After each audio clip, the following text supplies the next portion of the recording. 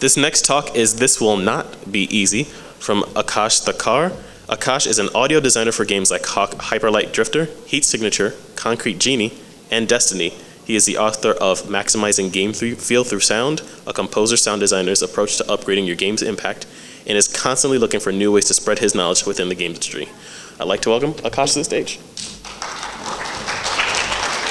Hey everybody, thank you so much for coming. This is a talk all about passion, motivation, failure, and breaking through all of those roadblocks that every single one of us deal with. So we only have 20 minutes, I'm gonna blaze through it. We might have time for Q&A, but we'll get there. Whoop, this is not, how do I, There we go. So, first I wanna give you just a little demonstration. If I were to take this simple cup of water and just hold it out in front of me like this for 30 seconds, do you think that would get hard? Probably not. Ideally, no. I know these arms are just Herculean in their strength. But if I were to take this and hold it out for, let's say, 2 days, would that get pretty tiring? Would that get pretty kind of sore and maybe even cause permanent injury? Likely. So that's something I want you to actually think about, is that even though something so innocuous and pretty much weightless as this little cup of water seems like it wouldn't cause any damage, it wouldn't do any problems, that's kind of how we start to think of our work when we hit it day in and day out, over and over and over again. We think, oh, you know what, I'm just at a computer most of the day, this is pretty innocuous, I should be having fun the whole time, I should stay motivated, the passion should stay. No. Because if you're hitting something over and over and over again, even if it seems innocuous at first, that can get pretty damaging if you don't have the right mindsets and if you are thinking that you need to feel motivated and passionate about it the entire time. So here's what we're going to cover in this talk. Here's what I'm going to screech at you about for the next 20 minutes. So we're going to talk about motivation, passion, and goals, and how to actually break through the moments when we don't feel like we want to do anything, because every single one of us has been in those scenarios. We're going to talk about failure and quitting, and when it's actually a good idea to quit, and how a lot of very smart people quit very regularly, how it's actually a good idea sometimes to quit, and talent and skill, and what questions we can ask ourselves to help ourselves get better and better throughout our careers. So a little bit about me. Before we go in. I did all the sound design for games like Hyperlight Drifter, music for games like Destiny, sound for Concrete Genie, and a whole bunch of other stuff. But we're gonna blaze through this part because it's the least important.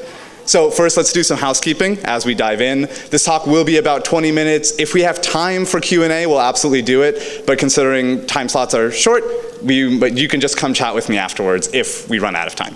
Sound good? All right.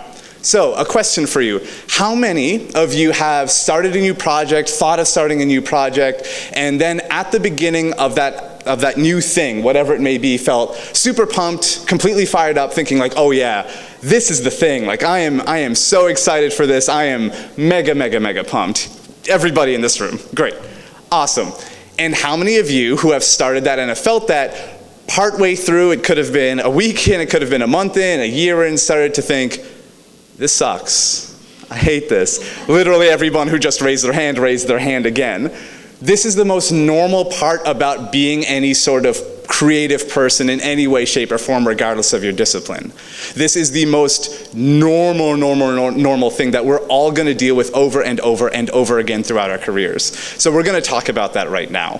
So the thing is, though, is that motivation and passion are extremely fickle. Sometimes they swell up in us, and then the next day we realize that was a terrible idea. Or sometimes they swell up in us, and a year later, we realize that we kind of quietly quit that thing that we got really pumped about, and we didn't even realize that we just kind of stopped doing it. These are very fickle things, but the thing is, the world is kind of telling us the opposite. Go on Instagram for 20 minutes, and you're told that you need to up your motivation, you need to find your passion, you need to do X, Y, Z. And the thing is, we get inundated with these materials where we think, oh, all these other people seem like they're having so much fun doing the thing that I'm doing. I must not be cut out for this. How many of you have felt that, where you felt like, oh, I must not be cut out for this? But those people, they're having so much fun. Oh, it must be just for them. But the thing is that this is the most normal thing about doing whatever it is we do. So the thing is, the actual goal isn't necessarily to make it so that you win those awards, although those are nice. It isn't so that you make all the money, although that is nice. The goal to actually getting to levels where you feel happy, where you feel successful about whatever it is you do, is to just stay in it longer than anybody else. That is the truth about everyone we look up to. Everybody we really, really respect are the ones who just keep fighting and staying in the fight. And I know that's very trite and very kind of stereotypical, so I want to kind of frame this in a little bit of a framework that a guy named James Carse in the 80s coined called finite and infinite games. And games doesn't mean, video games or board games. It means more of like a game of life sort of feeling. Again, this was in the 80s, so he didn't know where we would go with it. But, so the concept that he brought up, James Carse, was that a finite game is something that has clear beginnings, middles, and ends with clear players on either side and a clear winner and a clear loser. Soccer is a finite game. Basketball is a finite game. But when you think of things like infinite games, in his words, they don't have clear players, they don't have clear starts, and they don't have clear ends. Business is an infinite game. You can't win at business. Some people try. You can't. You can't win at marriage. You can't win at a relationship. There's no clear start or clear end to all this. There's no clear players all the time where people can just kind of check your Twitter and say what's the score on your relationship? That doesn't happen. So we want to think of things instead of, I need these awards, I need these metrics, I need these things. Those are finite ways of thinking about whatever it is we want to do. I have a story to share with you about someone who spoke at Microsoft and Apple back to back. When he spoke at Microsoft, they gave him a Zune, so this was a while ago. And when he spoke at Microsoft, every single person asked him, what do you think of the iPod? What do you think of the iPod? How can we beat that? Why do you like it? Why do you like it? When he spoke at Apple, a couple months later, he actually stirred the pot a little bit with one of the executives. He said, you know what? I have this new Zune. I know, crazy. And it is so much better than your iPod Touch. The Apple executive, instead of saying, tell me, why do you like it? Why do you like it? Said, I have no doubt. End of conversation. That is what an infinite player starts to think like. Sometimes you're on top, sometimes you're on bottom. Okay, keep going. The goal isn't to win a certain thing. The goal is to just keep going. And the people who do just keep going are the ones that we look up to, the ones that succeed. And I wish more people talked about this because it's not easy. It's not easy at all to keep going. We're going to talk about that. But a little quote to share from James Carse is, a finite game is played for the purpose of winning. An infinite game for the purpose of continuing the play.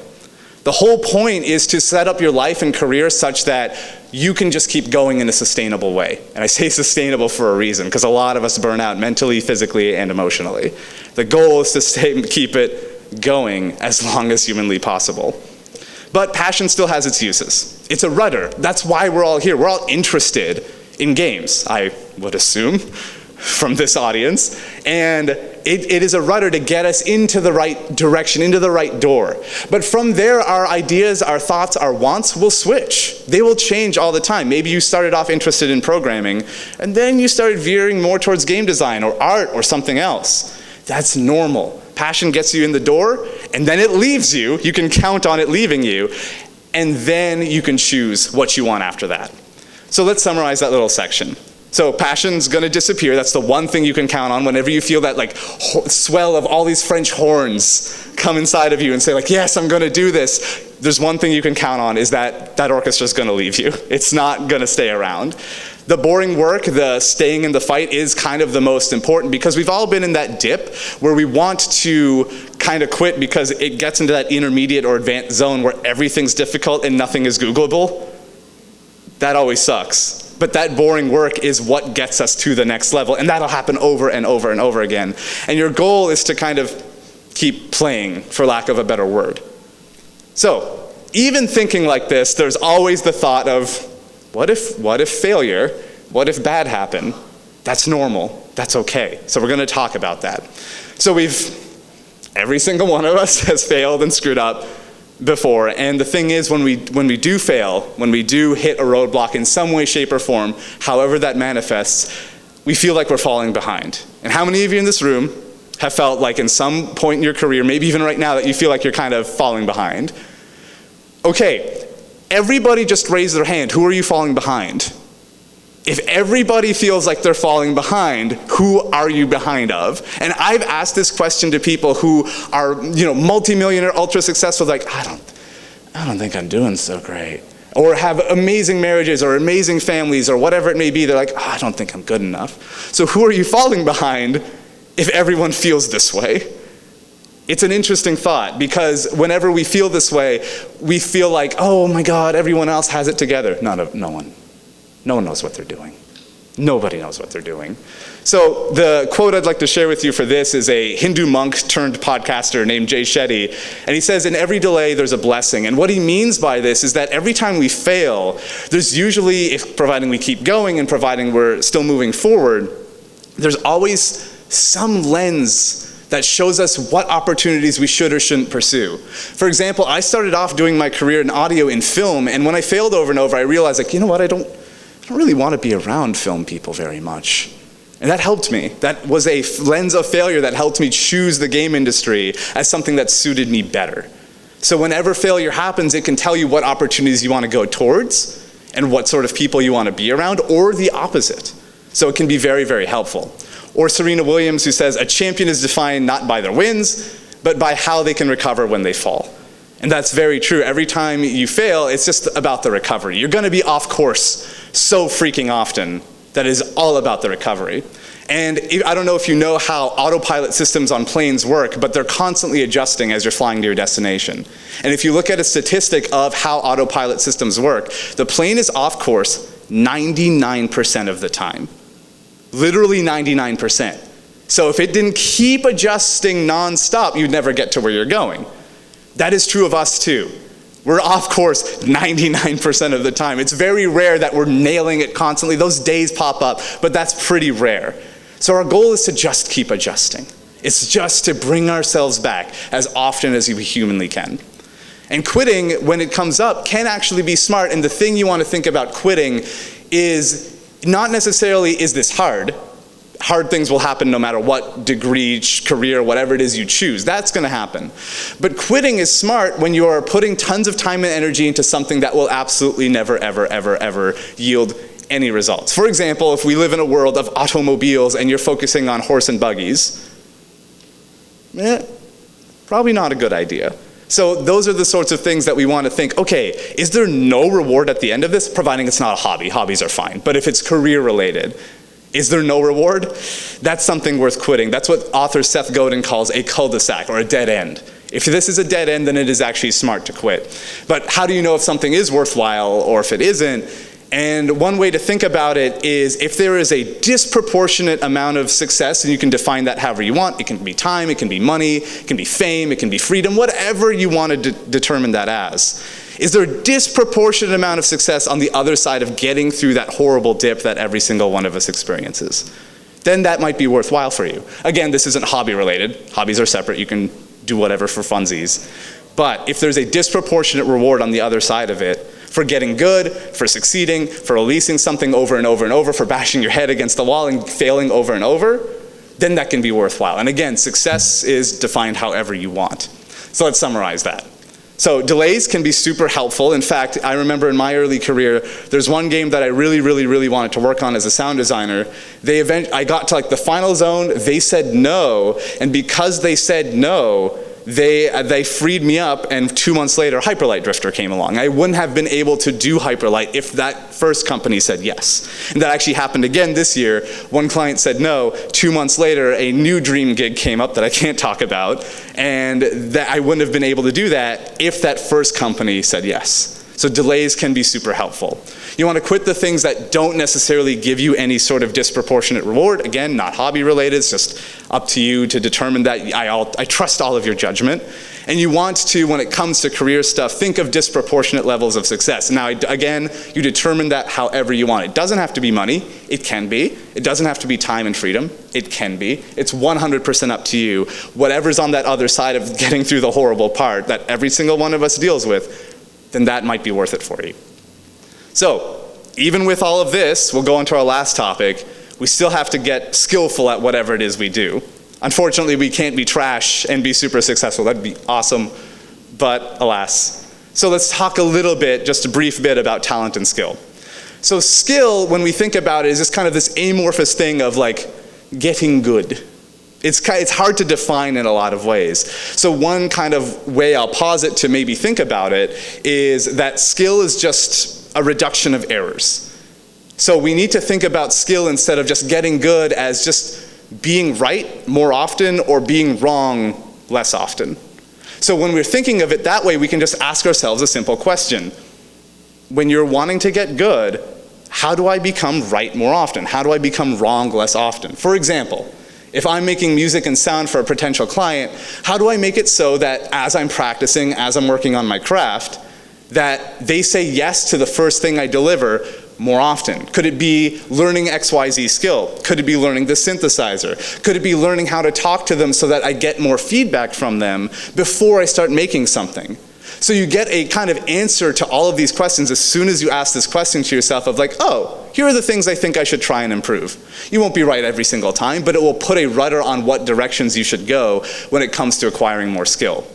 And it is scary to dive in.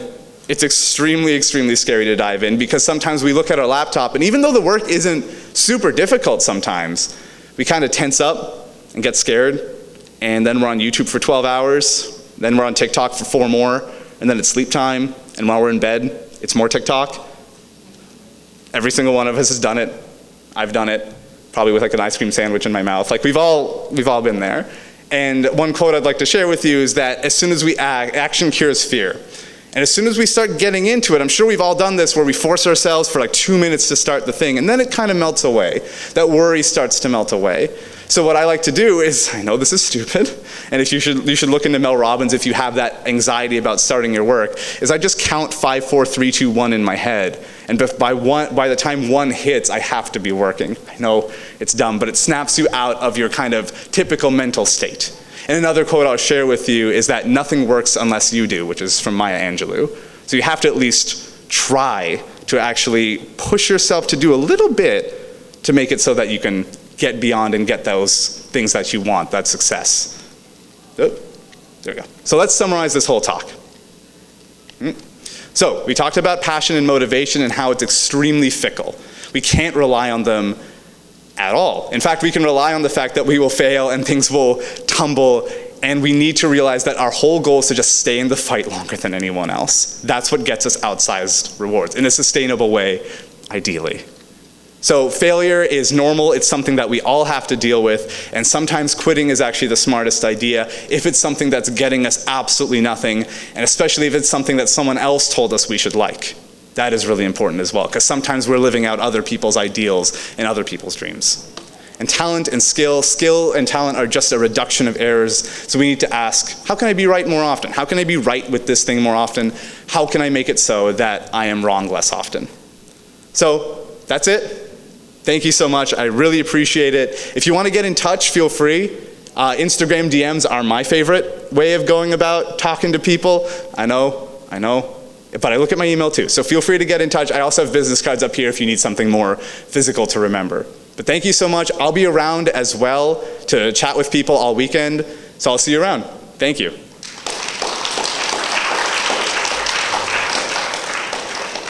Yay.